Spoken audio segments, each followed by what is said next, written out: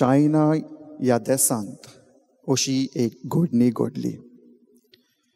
ह्या देशांत कम्युनिस्ट सरकार आपलो राज तो चलयतालो. आनी एका दिसा कांय तांचे मनीस कम्युनिस्ट मनीस एका स्कुलांत ते भितर सरले. तांच्यांनी खुरीस घेतलो आनी जमनीर तांच्यांनी दवरलो. आनी ल्हान भुरग्यांक अशें तांच्यांनी सांगलें, जी कोण खुर्साक फोंट मारता तांकां आमी सुटका फावो करतली. जी कोण खुर्साक फोंट मारता तांकां आमी सुटका फावो करतली, ना तर आमी तुमकां जिवेशी मारतली. आनी ल्हान भुरग्यांनी खालतीपणी काळजीदारपणांत खुर्साक नमस्कार केलो.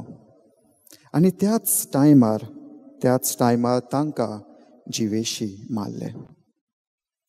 पितीच्या इश्टानो, जेजू आयच्या शिव वर्तमानांत आपल्या शिसांक अशें तो म्हणटा, संवसार तुमकां जळटा हेट करता जाल्यार तुमकां जळचे आदीं तो म्हाका जळ्ळा म्हूण जाणो जायात.